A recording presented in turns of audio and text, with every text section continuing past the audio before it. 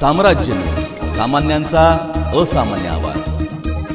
सोलापुरात शरणू हांडे यांचे फिल्मी स्टाईलने अपहरण झाले। रात्री अमित सुरवसे आणि त्याच्या साथीदारांनी शरणू यांच्या घरासमोरून शस्त्राचा धाक दाखवून त्यांना गाडीत बसवले, त्यानंतर मारहाण करून कर्नाटकच्या दिशेने नेले। पोलिसांनी वेळीच कारवाई करून शरणू यांना सुखरूप सोडवले आणि 7 आरोपींना अटक केली। शरणू यांनी सांगितले की आरोपींनी कोयते, हॉकी स्टिक आणि तलवारीने मारहाण केली। मला कुठे नेले जात आहे हे देखील समजले नाही। या प्रकरणात भाजपचे आमदार गोपीचंद पडळकर यांनी राष्ट्रवादी शरद पवार गटाचे आमदार रोहित पवार यांच्यावर थेट हल्लाबोल केला आहे। 2021 मध्ये पडळकर यांची सोलापूर शहरात पत्रकार परिषद झाली होती।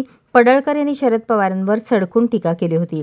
यावेळी राष्ट्रवादी शरद पवार गटाच्या अमित सुरवसे यांनी 2021 साली पडळकर यांच्या गाडीवर दगडफेक केली होती। याचा बदला म्हणून मे 2025 मध्ये शरणू यांनी अमित याला मारहाण करत व्हिडिओ तयार केला होता। मारहाणीचा व्हिडिओ मोठ्या प्रमाणावर व्हायरल झाल्यानंतर शरणू आणि अमित यांनी वाद मिटवून घेतला। याच जुन्या वैमनस्यातून अमितने पुन्हा बदला घेतला। अमित हा रोहित पवार यांचा जवळचा समर्थक आहे आणि या प्रकरणात रोहित पवार हेच मास्टरमाइंड आहेत, असा दावा पडळकरांनी केला आहे।